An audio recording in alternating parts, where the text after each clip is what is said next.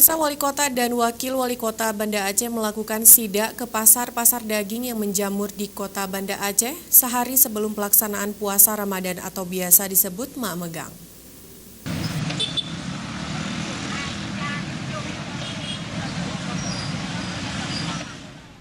Saat megang puasa Ramadan di Aceh, harga kebutuhan pokok termasuk daging sapi lokal bergejolak dan kerap konsumen mengeluhkan naiknya harga daging dari harga biasanya mencapai Rp130.000 per kilogramnya, namun saat mak megang, harga daging bisa mencapai Rp150.000 hingga Rp170.000 per kilogramnya. Menyikapi keluhan masyarakat tentang bergejolaknya harga daging sapi lokal, Wali Kota Banda Aceh Aminullah Usman dan Wakil Wali Kota bersama pejabat terkait melakukan sidak ke pasar-pasar daging sapi lokal yang menjamur di Kota Banda Aceh tersebut, seperti di Pasar Penayung, Berawe, Pasar Olekareng, dan Simpang Lampu Merah Ketapang.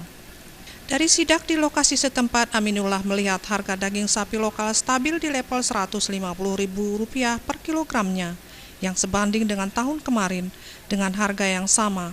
Ia pun menilai tidak ada gejolak harga di tingkat pedagang dan ia bersama pejabat teras dan rombongan telah mencek-recek ke pedagangnya langsung.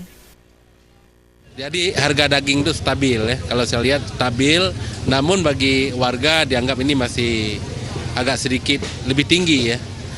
Dan megang ini adalah merupakan tradisi bagi warga Banda Aceh. Megang ini adalah sepertinya itu suatu keharusan ya, karena kita sebentar lagi akan menyambut bulan suci Ramadan, yaitu pada tanggal 17 Mei 2018. Ditambahkannya, pemerintah Kota Banda Aceh sepekan sebelum puasa Ramadan telah menggelar pasar murah untuk mengantisipasi agar harga-harga sembako tidak merangkak naik.